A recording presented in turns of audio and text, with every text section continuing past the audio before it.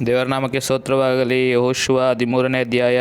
ಯೆಹೋಶುವನು ದಿನ ತುಂಬಿದ ಮುದುಕನಾಗಲು ಯೆಹೋವನು ಅವನಿಗೆ, ನೀನು ಈಗ ಮುದುಕನಾದಿ, ಸ್ವಾಧೀನ ಮಾಡಿಕೊಳ್ಳತಕ್ಕ ದೇಶಗಳು ಇನ್ನು ಬಹಳ ಇರುತ್ತವೆ.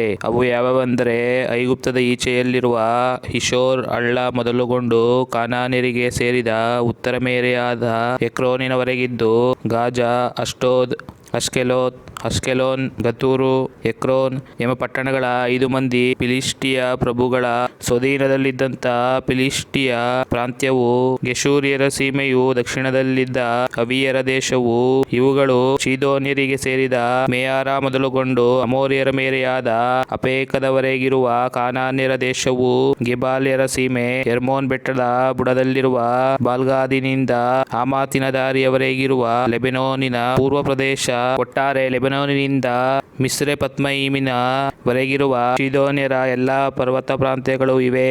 ನಾನೇ ಈ ಎಲ್ಲ ಜನಾಂಗಗಳನ್ನು ಇಸ್ರಾಯೇಲರ ಎದುರಿನಿಂದ ಹೊರಡಿಸಿಬಿಡುವೆನು. ನೀನಾದರೋ ನಾನು ಮೊದಲೇ ಆಜ್ಞಾಪಿಸಿದಂತೆ ಇಸ್ರಾಯೇಲರಿಗೆ ದೇಶವನ್ನು ಹಂಚಿಕೊಡುವಾಗ ಇವುಗಳನ್ನು ಸೇರಿಸಿ ದೇಶವನ್ನೆಲ್ಲ 9 ಕುಲಗಳಿಗೂ ಮನಸ್ಸೆ ಕುಲದ ಅರ್ಧ ಜನರಿಗೂ ಪಾಲು ಮಾಡಿಕೊಡು ಅಂದನು. ಮನಸ್ಸೆ ಕುಲದ ಉಳಿದ ಅರ್ಧ ಜನರಿಗೂ, ರೂಬೇನ್ಯರಿಗೂ, ಗಾದ್ಯರಿಗೂ ಮೋಶೆಯಿಂದ ಯೊರ್ದಾನಿನ ಆಚೆಯಲ್ಲೇ ಸ್ವಾಸ್ಥ್ಯವು ದೊರಕಿತ್ತು. ಯೆಹೋವನ ಸೇವಕನಾದ ಮೋಶೆಯು ಅವರಿಗೆ ಕೊಟ್ಟ ಪ್ರಾಂತ್ಯಗಳು ಯಾವುವೆಂದರೆ, ಅರ್ನೋನ್ ತಗ್ಗಿನ ಅಂಚಿನಲ್ಲಿದ್ದ ಅರೋಹೇರ್ ಪಟ್ಟಣವು ಮತ್ತು ತಗ್ಗಿನಲ್ಲಿಯೇ ಇದ್ದ ಪಟ್ಟಣವು, ಇವು ಮೊದಲುಗೊಂಡು ದಿಬೋನಿನವರೆಗೆ ವಿಸ್ತರಿಸಿಕೊಂಡಿರುವ ಮೆದೆಬಾದ ತಪ್ಪಲು ಸೀಮೆ, ಹೆಷ್ಬೋನಿನಲ್ಲಿ ಆಳುತ್ತಿದ್ದ ಅಮೋರಿಯ ಅರಸನಾದ ಸಿಹೋನನ ವಶದಲ್ಲಿದ್ದು, ಅಮ್ಮೋನಿಯರ ಮೇರೆಯ ಈಚೆಗಿದ್ದಂಥ ಎಲ್ಲ ಪಟ್ಟಣಗಳು, ಗಿಲ್ಯಾದ್ ಸೀಮೆಯು, ಗೆರ್ಷೋರ್ಯರ ಮತ್ತು ಮಕಾತಿಯರ ಪ್ರಾಂತ್ಯಗಳು, ಎಮ್ರೋನ್ ಬೆಟ್ಟದ ಮೇಲಿನ ಎಲ್ಲಾ ಪ್ರದೇಶವು, ಅಷ್ಟರೋತ್, ಎದ್ರೈ ಎಂಬ ಊರುಗಳಲ್ಲಿ ಆಳುತ್ತಿದ್ದ ರೆಫಾಯರ ವಂಶಸ್ಥನಾದ ಓಗನ ರಾಜ್ಯವಾಗಿದ್ದು, ಸಲ್ಕಾ ಪಟ್ಟಣದವರೆಗೆ ವಿಸ್ತರಿಸಿಕೊಂಡಿದ್ದ ಬಾಷಾನಿನ ಎಲ್ಲಾ ಪ್ರಾಂತ್ಯಗಳು ಇವುಗಳೇ. ಮೋಶೆಯು ಅವರನ್ನು ಜಯಿಸಿ ಅವರ ದೇಶಗಳನ್ನು ಸ್ವಾಧೀನ ಮಾಡಿಕೊಂಡಿದ್ದನು. ಇಸ್ರಾಯೇಲರು ಗೆಷೂರ್ಯರನ್ನು ಮಕತಿಯರನ್ನು ದೇಶಗಳೊಳಗಿಂದ ಹಟ್ಟಿಬಿಡಲಿಲ್ಲ. ಅವರು ಇಂದಿನವರೆಗೂ ಇಸ್ರಾಯೇಲರ ಮಧ್ಯದಲ್ಲಿಯೇ ಇರುತ್ತಾರೆ. ಲೇವಿ ಕುಲದವರಿಗೆ ಮಾತ್ರ ಪಾಲು ಸಿಕ್ಕಲಿಲ್ಲ. ಇಸ್ರಾಯೇಲ್ ದೇವರಾದ ಯೆಹೋವನು ಆಜ್ಞಾಪಿಸಿದಂತೆ ಆತನ ಯಜ್ಞಶೇಷವೇ ಅವರ ಸ್ವಾಸ್ಥ್ಯ.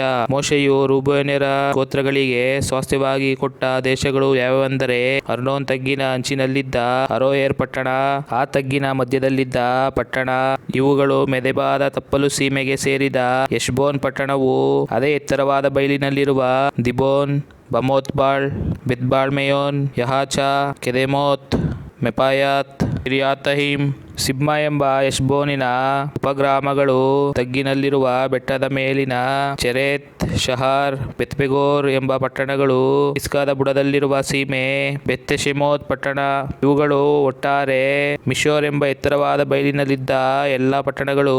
ಹೆಷ್ಬೋನಿನಲ್ಲಿ ಆಳುತ್ತಿದ್ದ ಅಮೋರಿಯರ ಅರಸನಾದ ಸಿಹೋನನ ಸಮಸ್ತ ರಾಜ್ಯವು ಇವುಗಳೇ. ಮೋಶೆಯು ಆ ದೇಶದಲ್ಲಿ ವಾಸವಾಗಿದ್ದ ಸಿಹೋನನನ್ನು, ಎವಿ, ರೆಕೆಮ್, ಚೂರ್, ಹೂರ್, ರೆಬಾ ಎಂಬ ಮೀದ್ಯಾನ್ ಪ್ರಭುಗಳಾಗಿರುವ ಅವನ ಸರದಾರರನ್ನು ಹೊಡೆದು ಹಾಕಿದನು. ಇಸ್ರಾಯೇಲರು ಕತ್ತಿಯಿಂದ ಸಂಹರಿಸಿದವರಲ್ಲಿ ಬೇಯೋರನ ಮಗನೂ ಶಕುನನೋಡುವವನೂ ಆಗಿದ್ದ ಬಿಳ್ಯಾಮನು ಇದ್ದನು. ಯೊರ್ದಾನ್ ಹೊಳೆಯು ರೂಬೇನ್ಯರ ಪಡುವಣ ಮೇರೆಯಾಗಿತ್ತು. ರೂಬೇನ್ ಗೋತ್ರಗಳಿಗೆ ಸ್ವಾಸ್ಥ್ಯವಾಗಿ ಸಿಕ್ಕಿದ್ದ ಗ್ರಾಮ ನಗರಗಳು ಇವೆ.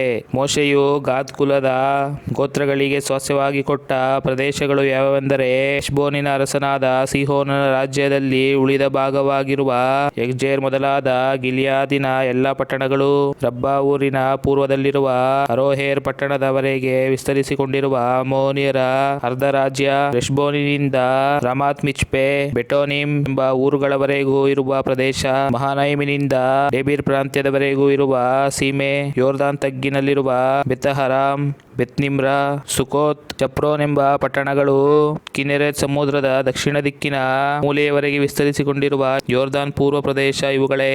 ಈ ಎಲ್ಲ ಗ್ರಾಮ ನಗರಗಳು ಗಾದ್ ಕುಲದ ಸ್ವಾಸ್ಥ್ಯ. ಮಹಾನಯಿಮಿನ ಉತ್ತರದಲ್ಲಿದ್ದು ಮೊದಲು ಬಾಷಾನಿನ ಅರಸನಾದ ಓಗನ ರಾಜ್ಯವಾಗಿದ್ದ ಎಲ್ಲಾ ಬಾಷಾನ್ ಸೀಮೆಯನ್ನು ಮೋಶೆ ಮನಸ್ಸೆ ಕುಲದ ಅರ್ಧ ಗೋತ್ರಗಳಿಗೆ ಕೊಟ್ಟನು. ಯಾಯೀರನ ಗ್ರಾಮಗಳೆನಿಸಿಕೊಳ್ಳುವ 60 ಊರುಗಳು ಇದರಲ್ಲೇ ಇರುತ್ತವೆ. ಗಿಲ್ಯಾದಿನ ಅರ್ಧ ಭಾಗವು ಮಾರ್ಗವು ಓಗನ ರಾಜಧಾನಿಗಳಾಗಿದ್ದ ಬಾಷಾನಿನ ಅಷ್ಟರೋತ್, ಎದ್ರೈ ಎಂಬ ಪಟ್ಟಣಗಳು ಮಾಕೀರನ ಗೋತ್ರದ ಜನರಿಗೆ ಸಿಕ್ಕಿದವು. ಮೋಶೆಯು ಯೋರ್ದಾನಿನ ಆಚೆ ಯೆರಿಕೋವಿನ ಎದುರಿನಲ್ಲಿರುವ ಮೋವಾಬ್ಯರ ಬಯಲಿನಲ್ಲಿದ್ದಾಗ ಅವುಗಳನ್ನು ಅವರಿಗೆ ಸ್ವಾಸ್ತ್ಯವಾಗಿ ಕೊಟ್ಟನು. ಆದರೆ ಲೇವಿಯ ಕುಲಕ್ಕೆ ಮೋಶೆಯು ಸ್ವಾಸ್ತ್ಯವನ್ನು ಕೊಡಲಿಲ್ಲ. ಇಸ್ರಾಯೇಲ್ ದೇವರಾದ ಯೆಹೋವನ ವಾಗ್ದಾನದಂತೆ ಆತನೇ ಅವರ ಸ್ವಾಸ್ತ್ಯವು. ಆಮೆನ್.